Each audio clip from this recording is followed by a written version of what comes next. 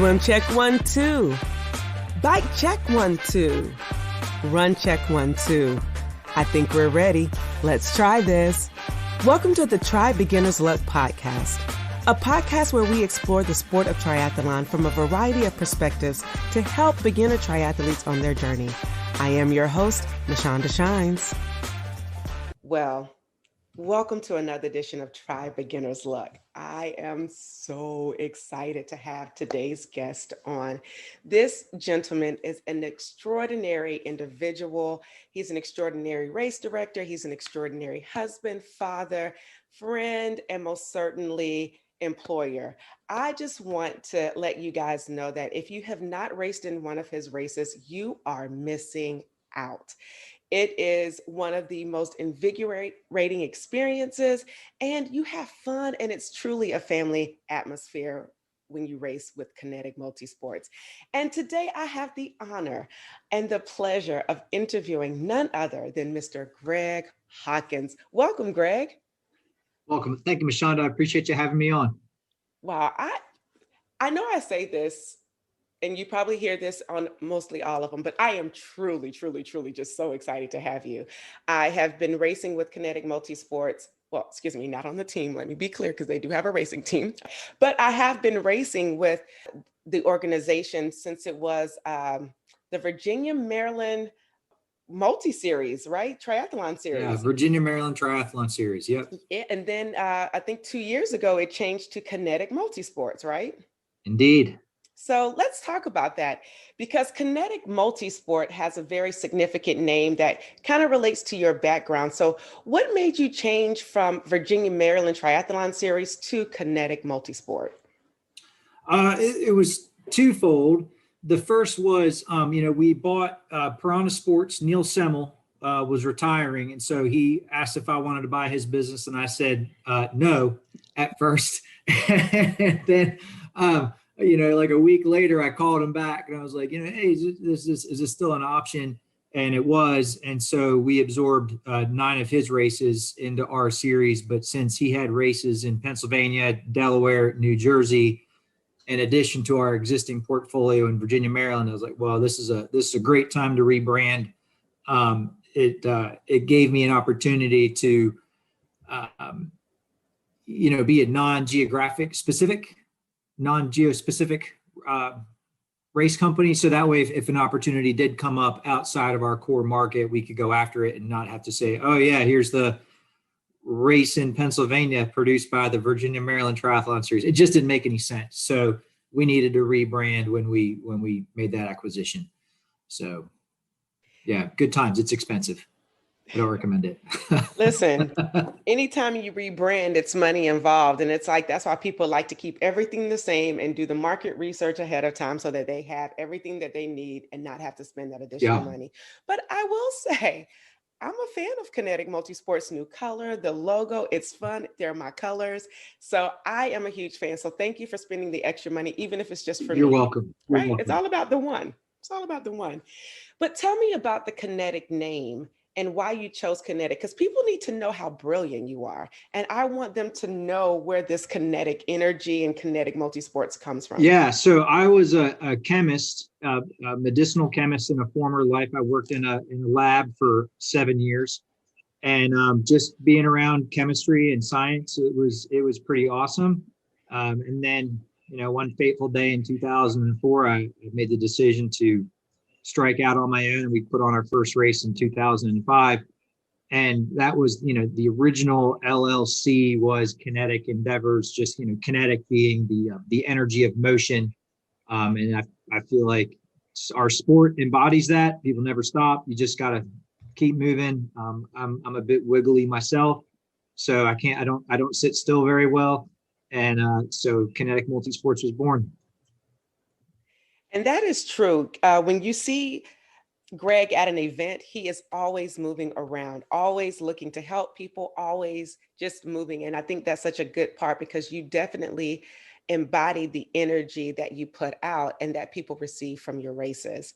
So let's go back to the beginning of it all, and the beginning of this sport, and what made you fall in love with this sport. So tell us, how did you get involved in triathlons as an athlete? Okay. So I'm going to take it back to 1995, pre-cell phone, unless you had like a shoebox, you could carry in your car. So I was 18 and just out of high school, and I would ride my bike 5 miles to school each way because I was too proud to ride a bus and I didn't own a car. I was running cross country and track, and then I was a lifeguard, so I was getting the swimming training in that way. And I saw a flyer for a triathlon. I was like, man, that sounds awesome. So I borrowed a road bike from a buddy on the cross country team, and I ended up winning my no, I didn't win my age group. I think I got third in my age group for the first race that I did in 1995. And man, I was hooked. And then the next year I did like 4 or 5 races, and the year after that was like 10 or 15. And just it's great. It's great because if you get tired of running, you just bike and swim more. If you get tired of biking, you do one of the others, or you cross train or whatever. And it's just a great way to stay fit, and stay agile as we age and get creakier. Yeah, so it's like we're putting oil on those little bones of ours to help us keep going and going. Yeah, 100%. So after getting involved in triathlons, what made you want to put them on as events? Oh yeah, that's a great question. So when I was in college, I started working for setup events as production crew. And so back in the day, we'd save $35 if we could, we would help pack everything up after the race. And I was like, man, this is the, struggling college, this is the best deal ever. And so we'd race and tear down, and that was awesome. And the next year that led into a part-time job where I was going around with Bill Scott and setup crew, and we'd put races on, and we set up all the bike racks and the swim courses, and just that turned into a part-time job that I was doing, when I wasn't either racing, myself or working in the lab. I was, you could find me probably 15 weekends a year just out putting up bike racks and marking courses and helping people out. And it's just, it's been great. So I knew what I wanted to do when my time was up in the lab. And it was not an easy decision to make, but I felt like God kind of really led me up to that point. So yeah. And so I'm assuming that's where you got the idea when you had ambassadors to be ambassadors and how they could save money. And it kind of helps you out from a labor cost to have them come set up or break down the race, but then they could also race as a result of helping to set up or set down a race, right? Absolutely. Absolutely. And it's also kind of our interview program, because nothing shows a person's true personality and colors when they've been up since 4 or 5 in the morning. They've done their own race, and then it's like, oh yeah, by the way, now I have to pack everything up for 2 or 3 hours, and they're hot and they're sweaty and they haven't showered, and but we make it a lot of fun, and it's a great way for us to just kind of vet people and see if we want them to be part of the team, just because a lot of people, it's physically demanding work, and we try to only hire triathletes because they have the physical ability to do that work. So I have definitely had an opportunity to benefit and set up, or break down from a race and be able to race. And it is physically grueling, and it just makes you want to honor the staff a lot more, because sometimes athletes can come on the set and they're just like, where's my stuff? And they have this proud elitist attitude, but they don't realize the behind the scenes work that goes into making sure that they have everything that they need and to be comfortable. And sometimes I'm one of those that will help you be like, excuse me, be grateful, because it's a lot of work. And yet they just get to come set up their bikes, swim, bike, run, and leave, and not think about those who are doing the pre-work to make sure they have a great race experience. Yeah. To that point, when people race kinetic, what should they expect? So the number one, I think people can expect a safe race, a safe race and a fun race. Unfortunately, over the years, we've seen it all as far as accidents and people, not taking care of themselves, or just, things happen. But we do our best, out of, just making sure we coordinate properly with all the various agencies, and just course design, try to have more right-hand turns than left-hand turns, rural courses, just, earlier early starts when we can. Just, all those little nuances all come together to make a safe race. And, if people don't go home safe, you're not really doing your job. And just, having contingency plans in place and having the resources and the expertise to make it all come together, relatively seamlessly during the event. It doesn't, it always, sometimes it looks like it's all going really, really well. And you just, thankfully people don't see the staff, not scrambling, but like, constantly hustling behind the scenes to make sure like, hey, those aid stations need to be out 15 minutes before people start going by, not 15 minutes after people start going by. And that 30 minutes, that's a big, you can be on either side of that window. It's better to be on the front end than the back. But just, they can expect a safe race, a fun race. Obviously, we've got you out there, DJing and announcing, and Ken and his crew. And just, we try to create a fun, vibrant atmosphere. I mean, triathlon is not an inexpensive sport, from the equipment and the time, the dedication. And then, you throw the entry fees. And, it's not a party on wheels, but we try to make it a party on wheels as best we can. Absolutely. So especially given current COVID restrictions and whatnot. So, which has put such a damper on things, but I want to touch back on the party on the wheels. It truly is a party on the wheels. I know for like Ken, who's my mentor, who brought me into the Kinetic family. He's like, look, it's all about making sure you have those windows of opportunities at the beginning, starting your music a certain way, building them up and not doing it too fast. And then at the end, giving it all you have. And if you don't have those elements in place, it does kind of affect the race, because music is kind of the heartbeat of the triathlon. Once you get there, it's about the feel and the vibrancy and how am I going to go? And it's funny because I just raced with you all for a Mother's Day weekend, and I'm not usually the emotional kind of girl, but for whatever reason, before the race, Ken played a song. And after that song, the Star Spangled Banner came on, and I was boo-hooing in transition like a baby. And I was like, what is happening? Get yourself together, get yourself together. But then I was like, you know what? I'm having this moment, and I've heard those same tunes before, but it was definitely under a different, just a different umbrella of emotions. But it was still just so good to hear that and to be able to truly be there. And speaking of, transition and being at the start of the race, beginners have a wave of emotions. What are some of the things that you would say to a beginner who's coming to race with you in Connecticut or with Kinetic, or just being new to a race? What can they expect? I think they can expect to be terrified, but, and that's normal.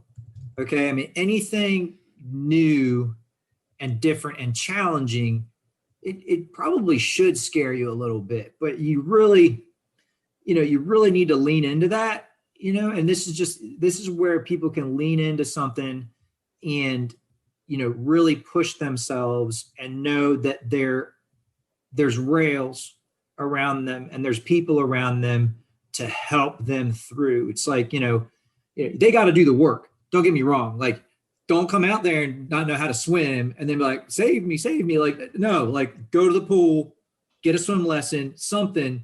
But, it's a great, maybe the water's a little choppy. And the biggest thing I tell people is, look, relax. Just take a deep breath. Take another deep breath. You're going to swim. You're going to come back. You're going to change in your bike and stuff. You're going to go out on your bike.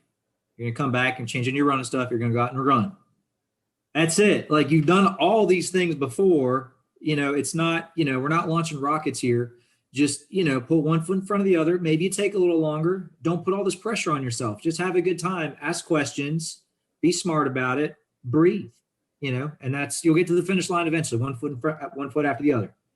I like that idea of getting to the finish line eventually, because it's like that sometimes. In every race, no matter how experienced you are, is different and presents different challenges. And so for those of you who are listening to this or who are viewing this, just know that just because you have a good race, your very first race, it may not be the same thing your second race. And you have to be able to embrace the changes that you may expect or experience, but also the breathing element and remaining calm is going to be key in making sure that your race is successful no matter how it starts, because it's not about how it starts.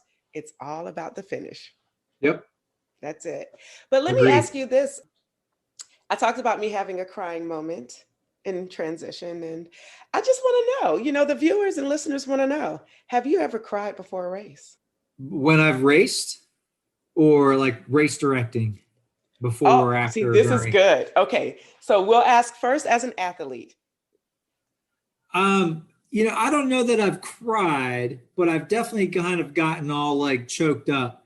And I don't know what it is about the release of endorphins, but like sometimes I'll just start thinking about a family member, like just sort of, someone that's close to me, whether it's my kids or my wife, or my mom or my dad. And it's like, God, I just love them so much, and I don't know what it is about, like, you're out there trying to push 24 miles an hour on the bike, or, just lay it all out on the run, but you're like, is this exercise induced asthma, or am I just like, so why am I so emotional? It's like, I don't know what that is. What is that about? I don't know. Like, but that's just, it doesn't happen all the time, but it happens. It happens for sure. Awesome. Now, as a race director, because when you ask as a race director, I'm assuming you've cried before a race. Yeah. Well, never before. Never before. So, Mm-hmm. but I definitely have briefly during an event. Just there was a cardiac event, and it's just awful. You've got to make that phone call to the emergency contact, and put on a brave face. But it's just not an easy call to make. I was a part of an event well, not last year, but it feels like last year just because we didn't race at all last year, but in 2019. Mm-hmm. And I had an experience of a first cardiac event, and it was no fault of anybody's. It's just, it happened when they jumped in the water. It was an extreme cardiac event, and it was his first time, Mm. swimming in this particular distance. And even though it was a straight downstream water, I think when he jumped in, it was just Yeah. like his heart rate was so high that he could not calm down. And thankfully, he is alive and recovering now, but it was a big ordeal, but it was really scary. And I just had to think to myself, like, this was his first opportunity, his first time going out for this distance. He is a beginner, and this is how it it it was for him. And that's a scary thing to think, like, hey, I went out there to conquer my fears, and then I got, sick. And hopefully he will return to the sport, once he gets his confidence and is released from the doctors. But it is really a terrifying experience. But I think it's also wisdom for us to share with beginners that anything can happen. And you have to make sure that, one, you're physically fit, that you've gotten the release from your doctors. So can you speak to that so that people will understand the importance of being healthy before they come to the race site? Yeah, I mean, obviously the waiver says like, yeah, I need to be medically cleared, and I definitely recommend that people, get their yearly checkups. And some people are just dealt a bad set of genetic cards, and then maybe they've got an underlying heart condition, but like it happens to even just like really good athletes, and it's not just the beginners, and it just sometimes it just happens, but you can't focus on that, because all the work that you're doing to get ready for a triathlon, these are all good things. Like the swimming, the biking, the running, the consistent cardiovascular exercise, the stress relief it provides, the motivation to focus on, have a better diet. You can't not do it because you might have a heart attack. Well, last I checked, no one gets out of here alive. But I'm going to swim, bike, and run, until, well, not until it kills me, hopefully, but but it's just, these are all good things that add to the longevity. But just statistically, yeah, bad things do happen. But see your doctor. Get, if you're above a certain age, maybe get the EKG or whatever it is, and get that clearance. But yeah, did that answer your question? It did. And it's back to our beginners, because I have such a heart for beginners and just a heart for those who are tri-curious and want to know more about this sport. What have you witnessed in your time as a race director has been one of the most challenging, some of the most challenging aspects for most beginners in their first race? I think one of the most challenging aspects is the transition area. Just you come in there and there's like 500 other people and 500 bikes, and people have got buckets and boxes and blankets and towels, and they're like setting up beach chairs, and you're like, dude, I've got a bike and a helmet and some running shoes. Like, did I not get the memo about all this other stuff I'm supposed to have? Don't worry about it. Don't worry about it. Don't worry about it. You've got your bike, you've got your shoes, you got your goggles. Like, man, you're good to go. Like, we have a tendency to overcomplicate the sport. We really do. Like, I'm doing this kind of training, doing that kind of training. It's like, no, just, dude, show up, have a great time, and you're going to figure it out. Like, this isn't the Olympics. Like, we're not storming the beaches of Normandy. It's okay. And ask questions. Ask questions. Like, you turn to the person on one side, they've probably done 25 races. The other person's probably like, a former pro or collegiate athlete, or, you know what I mean? And they're always, people are generally very willing to share guidance and insight. And, hey, set your transition area. Like, hey, rack your bike by the seat post and, put your shoes over here and stick your race number inside your shoes so you don't run out of transition without it. Like, just the little things. It's can't let it intimidate you. I'm not gonna lie. The transition area still is one of those intimidating areas for me. Recently at my race with you all for Mother's Day, the Kinetic Festival, I was nestled between two very strong, I will say, elite amateur athletes. And the conversations that you hear amongst those who are checking bike gear and talking about, oh yeah, my bike is this Shimano 15,400 speed to the 10th the power degree. And you're like, yes. I have this little track that's still aluminum, and I'm still trekking on it. And they're like, well, my carbon fork is, it's built to last by the aluminum gods. Like, it's just interesting to hear the conversations that you hear in transition. And it can be overwhelming because you're just like, but I just want to bike, swim, run. And then the gentleman was like, hey, and you're racked wrong. And then somebody came, was like, no, she's not. You're racked wrong. Leave her alone. And I'm like, mind you, I'm not a beginner at all. And this is all happening my first race post-COVID. And I'm sitting up here like, is this what we're going back to? But it's funny because this is what you get in transition. And then this particular guy who has the bike, his bike really was, I think, made out of titanium. So if that's a real thing, the focus was his bike, because people are like, well, where did you get this bike? And how awesome is this? And I'm sitting up here like, okay, well, I have all this stuff because my transition area is messy. I am a hoarder. I bring everything. I'm one of those people who bring their lawn chairs, just because I need to relax. I need to be able to be comfortable putting on my shoes. And everybody else's space was so nice and neat. And I was like, how do they function like this? Like, how do they know exactly what they need and get it down to a precise, it's like a science. It's as if it's so precise. What can you tell or share if someone was to have this moment and they are a beginner and they're nestled between two amazing elite amateurs? What should they do in that moment? So the best thing they can do is probably let the air out of their tires just a little bit, no, just kidding. Okay. Don't do that. Don't do that. Again, take a deep breath, relax, you can have a conversation and talk about, hey, how did you guys tweak your gear, et cetera, et cetera.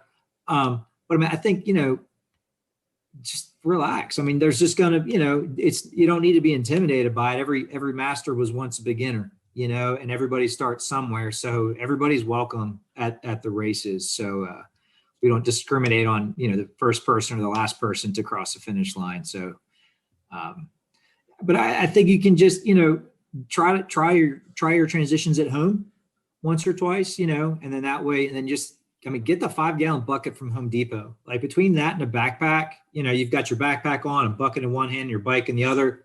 Like, you've got everything. It's a seat. If you need it, you can put all your wet gear in there after the race. If you need to keep something dry and it's raining, you can put gear in there before the race or during the race. You can play drums on it, if you want to, like, yeah, I mean, but it's just a nice way to just keep everything nice and compact. Like, you've got your bike on one side, and then you've got your towel folded in half twice, and you've got your bucket, and you've got your backpack right behind it. So you take care, you use that vertical space leading into the bike rack, just keeping everything contained in there. We really should do another talk on just like transitions.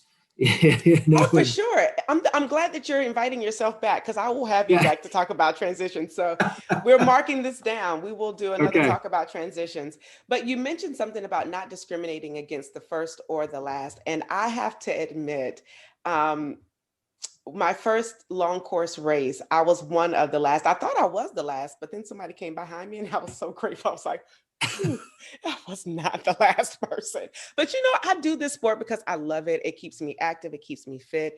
And I truly enjoy just being out there. And for me, it's not about being the fastest. And so have it, I actually podiumed that event. So it doesn't matter. When you get out there and you try, you never know what's going to happen. You never know. You might be on the podium just because you showed up. And for me, that was a testament to me of just show up. That's a testament to all of you who are trying. Just show up, do what you do, swim your swim, bike your bike, run your run, and get across that finish line, because at the finish line, you never know what's after for the reward for you just being there to try. Absolutely. Newbies and their experience, what do you think can enhance the experience? Because I think people should come with the expectation of knowing what to do before they even get there to help enhance their experience. Yeah, so I think the best thing you can do as a beginner is to read the race website, because there's things on there. The cool thing about a website is that as race organizers, we take everything we want the athlete to know and we put it all in one place. And that is called a race website. And if people were to read said race websites and click on the links in the emails we send them and read them, I think life would, 99% of the questions are answered in there, like where to park, what time to get there, how to get from, like, if it's not obvious, like rock hall, how to get from the transition area over to swim start. Like, you can't see it from here, but it's close. Just read those emails, look at the course maps, and, just get there early. Get there at least an hour before the race starts to give yourself plenty of time. Because, if you hit traffic or have to use the bathroom 4 or 5 times, like, pre-race jitters, everybody gets them. Like, it's okay. Everybody. Yeah. Do other sports talk about like bathroom schedules as much as triathletes? I don't know that they do. It is a badge of honor to know how many times you're going to poop before you get there, because if you've had this many poops, you're good to go. That's right. Pooping matters. That's a good one. Hashtag, I need to put that on the shirt. How many times you poop before start matters. Pooping matters. It does. I'm sorry, that took me out of my zone right there. Yeah, we went there. We went all the way there because it matters. It really does. Again, I'm going back to the race that I just had, and I didn't think it mattered until, let me start back. I was staying with some triathletes, and I had never stayed with triathletes before the Colonial Beach race. And that was my first time being in a house with true avid athletes. And the morning came up and they were having all these bathroom breaks. So imagine how the house smelled. Ooh. Anyway, but they were like, how many poops did you have? And I was like, heck, I don't know. I didn't count. And then the other person says, well, I had 3. Well, I had 4. Well, I had 2. And I'm like, why are we talking about poop? But now, after that race, I started counting my poops, and I realized that once I have said amount of poops, I am ready to go, and I know I'm good to go. So it does matter. So listen, those who are, tri-curious, or you're beginning, or for those of you who just like this podcast and you are an avid triathlete and you're here, it matters. So just start counting your poops, start becoming familiar with those, because it actually starts in your training. Before you're going out for that long bike ride, you'll start to notice you have to go to the bathroom a certain amount of times. And that matters. I've lost all sense of track on where I wanted to go next, but just know your poop matters. How about that? Speaking of races, a group of people in my area of Washington, D.C., who we bike often and we often try together, we have this thing with bacon. And for those of you who don't eat meat, I also sometimes choose when I eat meat and don't eat meat, but there's something special about having a triathlon that will have bacon as the end of race meal versus pizza. Is that an option that we have like a bacon fest, like a bacon triathlon? I don't know who's cooking it. Well, I mean, you can figure out somebody who can cater it. Yeah, I just never thought to have like bacon as like a side dish because we'll do barbecue a lot, you Yeah. know, and You're going to thank me for this. Let's think about next, it was in 2022, a bacon side dish as a race course situation and see how many people sign up just because of the bacon. And it has to be a particular cut, like it has to be some thick cut, or we can have variations. It can be thick cut with sugar, thick cuts, honey smoked or hickory smoked. But the bacon thing will be a winner. Are you a bacon connoisseur? I feel like that's judgment. It's not a judgment. You're like honey smoked bacon. You sound like Forrest Gump when he's talking about cooking different kinds of shrimp. It's so funny because I didn't eat bacon for the longest time. And I just reintroduced it back into my diet when I did Whole30 and realized, why did I deprive myself of bacon all this time? Mm-hmm. And so it became a treat that whenever I would do a long run or a long bike, bacon was at the end of it. And it was a group of us who was like, oh, we'll bike for bacon, or we'll run for bacon, or we'll try for bacon. So I just thought it would be cool to ask you what your thoughts are and if we could get a bacon triathlon situation happening. I'll see what I can do. All right. I'll see what I can do. You guys heard it here. So if you're interested and you're a bacon lover and you want to come out to this event, we know that it might exclude some people and we're sorry in advance, but just know that we love everyone and you are included to come. And we'll even have perhaps some vegan options of bacon, because there's some good vegan bacon out there too. Anyway, clearly, I guess I am a bacon connoisseur. You're a bacon I think connoisseur. I am. I think I am. So all bacon matters in that case too. So yeah. So let me ask you this. If someone was interested in race directing, what does it take and what are some of the challenges that race directors go through when putting on a triathlon event? So I think the way to get into it is, I think you've got to have a passion for the job. You've got to have a passion for the sport. Like if you don't do triathlons, I don't think you're going to be a very good race director specifically. Because I think it really takes being, on the other side, like just being able to see a lot of courses, and just knowing what is appealing to you as an athlete and what would you want to do. Like this would be a fun race. Like this is a pretty place to race. We should do a triathlon here. It's a really nice lake or whatever. And then you just start looking around from there. And then just get experience in the industry, go volunteer for some places, for some organizations, or, start, as a paid staff person.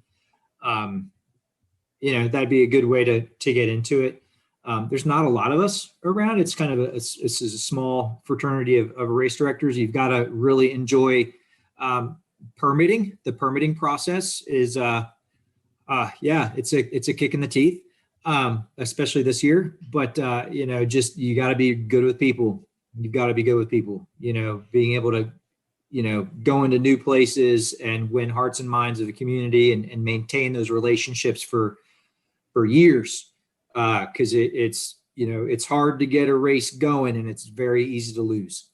So that's important. And you mentioned the challenges of this year, especially with getting like permits. How has COVID changed the landscape of triathlons? For what aspect of like the race itself or the planning process, or the planning, the racing, the organizing, the volunteers? Like how has COVID maybe changed up your strategy? Sure. So it's been nutty. Last year, the right call was the call we made, which was to just, cancel the entire season. And, we were kind of holding on to hope, through, I think, late July or early August that we could have some races, but it just became clear that the writing was on the wall, and we were not going to be able to race anywhere close to the fashion where we could, not lose a ton of money doing it. Like, oh, we're going to put on a huge event for 100 people, and we're just not set up for that. But the COVID, obviously we had to change some of our just racing protocols and just how the flow of the event works. Like giving people a mask and saying, hey, you have to wear a mask from your car to athlete check-in, and you've got to wear a mask from athlete check-in through transition area to the start of the swim, and then you dispose of your mask. I'm a huge fan of vaccinated people outside not having to wear masks. So as soon as those regulations are lifted, we're gonna get rid of those requirements. But some of the flow, like we're now doing dynamic bib assignments. So the first person to come to athlete check-in, you're number one. The second person's number two. It just reduces some of the touch points that we had to do, which is great. And so people have to do less stops during the race to get ready. And I felt like that's a win-win. The time trial start has been a big change versus a wave start for the swim. Generally, the feedback has been pretty positive. I'd say probably 85% of the people like not getting kicked in the face at the start of the swim. Go figure. And our water safety people really, really like it, because if somebody gets 50 meters out and they realize, hey, my wetsuit is, super tight, or I need to adjust it, or I brought in inhaled a bunch of water, I need to just kind of get out of the line, they're a lot easier to go and assist and to see those folks that are having problems, especially the early part of the race, because there's not 100 people. They're not one of 100 people, in a rugby scrum in the water. It's just one or two at a time. And so that's been really great. That's a change we're definitely going to keep for the remainder of the year and, possibly forever. I don't know. But so the race specifically, those have been some of the changes. The planning, the back end planning has been really tricky. For our organization, we do races across 5 states. And man, I tell you, it is getting a DOT permit in one state versus getting a DOT permit in another is a completely different ballgame. And some of them I'm just like, this is just absolutely insane. Like it's just insanity, for some of these places, but I'm going to get my 3rd degree black belt in permitting by the end of this year. There's going to be a ceremony, and it's going to be amazing. I wonder if race directors just sit back and talk about, listen, in this state and in this city, just watch out. Like the stories that you guys have about putting on these races that people aren't privy to. But I just want to say thank you on behalf of those of us who race. Thank you for the trauma that you have experienced in getting these race permits this season, because it does feel good to be racing again. And I think that was a part of my emotional moment, is just being able to be around people again and to be able to see the atmosphere, because it was so electrifying and it just felt good to be able to have that opportunity. So I was like, man, this is amazing. I want to also just ask you, and I thought about this as you were talking about different ways that if an athlete gets choked up, from drinking too much water, they can be on the boats and they can have assistance. Can you walk me through the different touch points of safety that's set up for athletes from the swim, on the bike, and in the run? I know that they are people, the swim safety team, and then there's bikers who there's a car going back and forth just to check on, there's a race truck, and then for the swim, in the bike. So can you talk about that a little bit? This is a checkpoint, so people know that they are safety measures in place during the race, that they know that they can be safe at all times. Sure. So the water safety is, pretty basic. We'll have a team of lifeguards out there on kayaks and paddle boards. We'll have some lifeguards on shore. We'll put some lifeguards on the fire rescue boats out there, and we'll typically have a couple of fire rescue boats out there with EMTs or firemen, or a diving team out there, just people that are able to bring somebody into the boat, that gets tired. So the water safety team will have those folks out there just keeping people safe.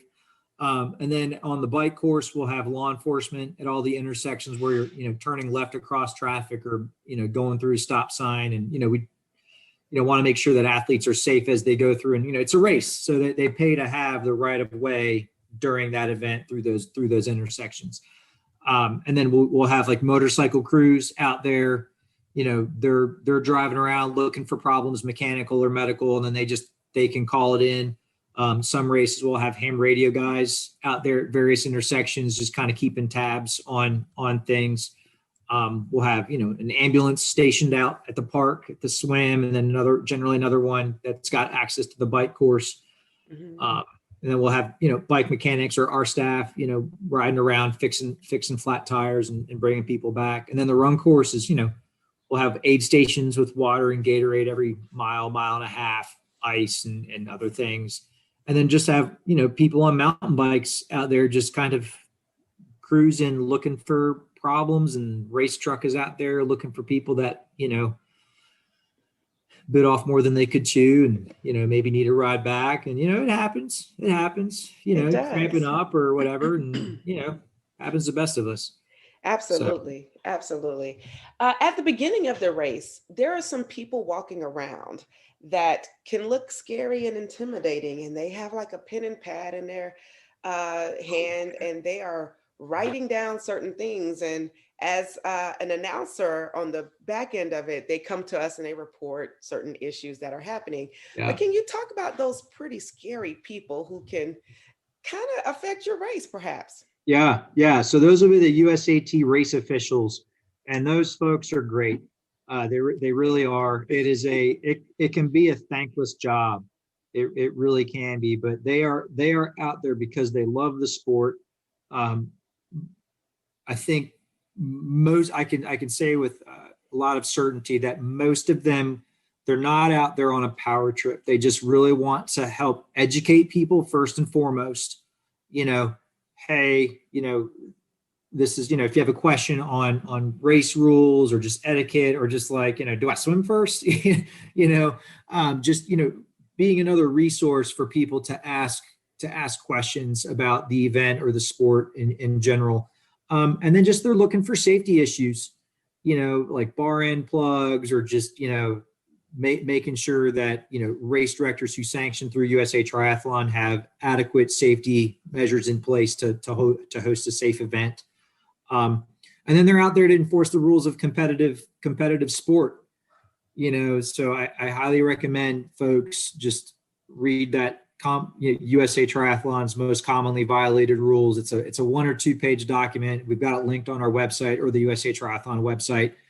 It's not rocket science, but it comes down to triathlon is an individual sport, and you should be doing it as an individual. So not drafting on the bike, and then you don't want to have an unfair advantage over somebody else, or have your race cause someone else to have a disadvantage, or cause someone else to encounter a safety issue if they're trying to pass you or something like that. So like the headphones, we get that a lot. Like people are like, why can't I listen to music while I run? Well, the reason being is if somebody's running through an intersection where we're like, wait, there's a car coming, they need to be able to hear that instruction from volunteers and staff, like, hey, on your left, move over. And if somebody's jamming out to, whatever, and they're on the bike or the run, they've got headphones in and they've got no idea what's going on around them. They don't have that situational awareness, and that presents a safety issue.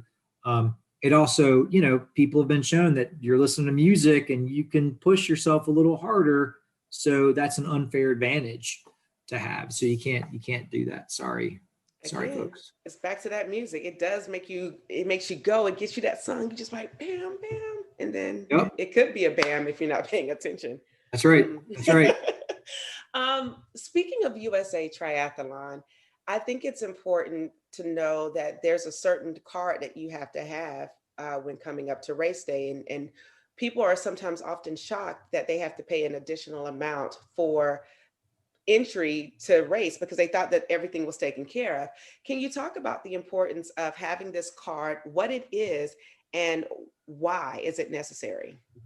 Yeah, so let me start that with by giving a little bit of background on USA Triathlon. So USA Triathlon is the sports governing body. So they've got their office out in Colorado Springs, just like all the other Olympic sports, and they oversee triathlon, and one of their mandates is to fill the pipeline and to get, field the US Olympic team. Okay. And to grow the sport, both at a grassroots level to eventually get that pipeline down to the folks that go to the Olympics.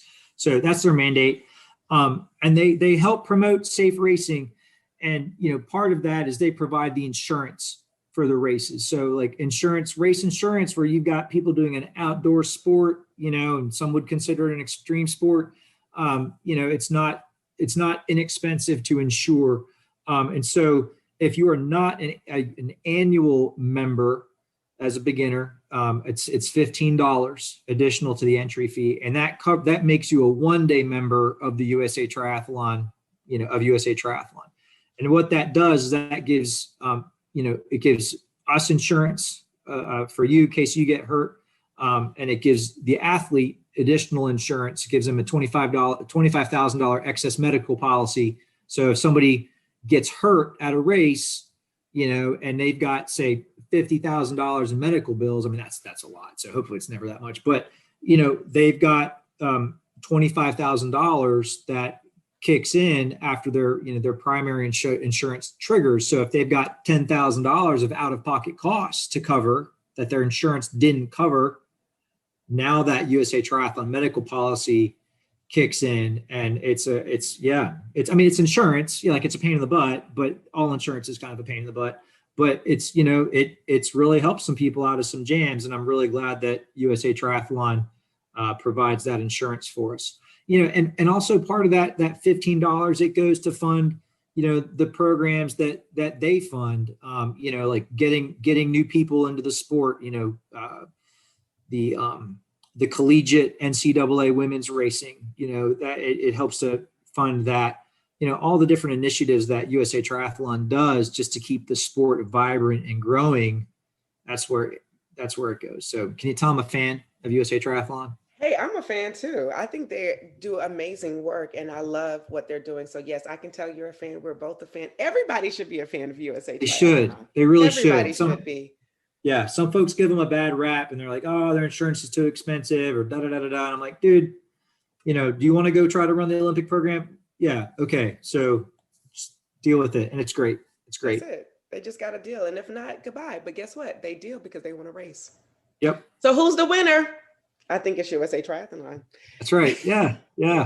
I totally think it's them. And it's just important. So we come to the part of this amazing interview where I have some fast track questions to ask you. I don't want you to think too hard or too long. And I say this, I just want you to go for it. And whatever comes to your mind first, these are rapid fire questions for a purpose. Okay. Now, because I know this is going to be a good first setup. So I'm talking about music. Your favorite artist? My favorite artist? Mm-hmm. Oh gosh. I haven't been asked that question in like 20 years. Hence why they're rapid fire, all this thinking. Come on, it's rapid fire. So I will tell you my favorite Pandora, my top 3 favorite Pandora stations. How's that?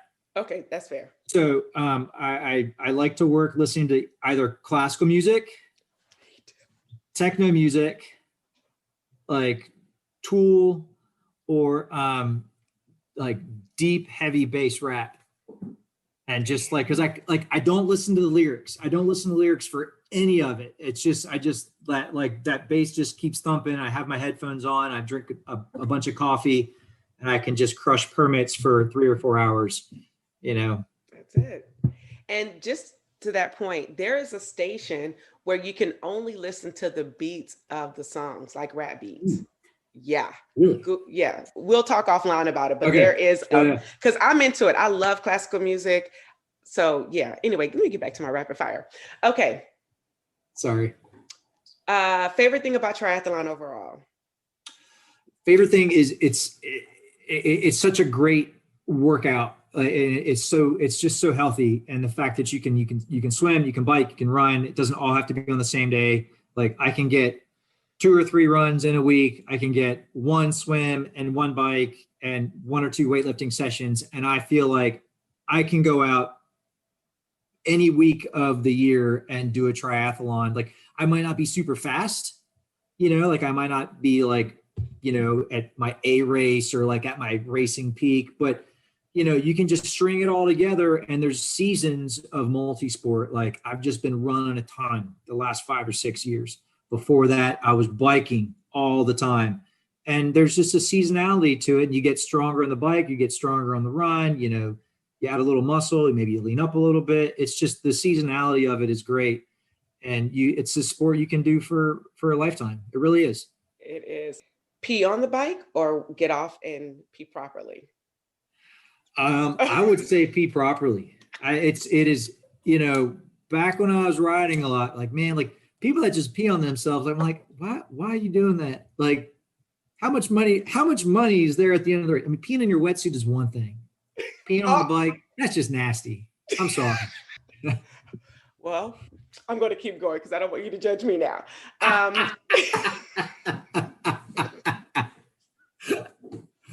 Yes, I'm considered nasty, but it's okay. It's not something I would do. That's all. People, okay, because you're just too proper, just a Southern gentleman, right? At the end of the race, do you prefer beer, wine, water, or soda? Beer. Good. What's your post-workout or post-triathlon favorite food? Waffle House. Mm-hmm. Smothered or scattered? Smothered and covered. Chunked. Oh my goodness, that's my heart. Okay, favorite place to bike? Favorite place to bike? Oh, man, there's so many great places to ride. Like, do I have to break it down by state? Just give me your favorite place around. Parkway. There it is. Blue Ridge Parkway. And this one is going to make or break our friendship. Sweet tea or iced tea? Sweet tea or non-sweet tea? Diet Coke. I love you. Oh my God. I'm not a tea person either. Yeah. So all the Southerners listening, just leave us alone. That warms my heart. Thank you so much, Greg, for your time, your efforts. This has been so fun. And I hope that the viewers who are viewing this and are listening to this will really grasp what they need to, I guess, just start the race. Of course, this isn't everything. And there's tools and resources out there that will be able to provide you with more substantial information. But I think this is a good start. And thank you, Greg. And if you're interested in racing Kinetic Multisports, I highly recommend it. I mean, one, you will have some of the most phenomenal announcers announcing the race. Shout out to Ken Berger and the crew, including myself. And you have a phenomenal race director and race staff. The Kinetic Multisports site is kineticmultisports.com. That's KINETIC multisports.com.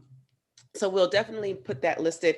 Is there any way that people can connect with you if they wanted to connect with you or your organization on social media? Can you provide that for them? Yes, they can find us on Facebook and Instagram at Kinetic Multisports. I'm not really on. I have a social media account, but I don't check it. I just kind of stalk the company pages, and that's it. Okay. So, and because I think you will say it better, can you give your website again? Sure. It's kineticmultisports.com, KINETIC multisports, MULTISPORTS.com. It's a mouthful, I know, but Kinetic Multisports, or you can just Google Go Kinetic and it'll pop right up. Hashtag Go Kinetic, hashtag Go Try Beginner's Luck, hashtag just get out there and try. This has been great. We hope that you've enjoyed this episode, and we hope that you join us again for the next episode. Until then, Mashonda's out. Thanks, Mashonda. Thank you. Thank you for tuning in and listening to this episode. We need your help so we can continue to try at TBL. So for more information on where you can find and subscribe to this podcast, visit www.trybeginnersluck.com. And don't forget, whenever you try beginner's luck, you always win.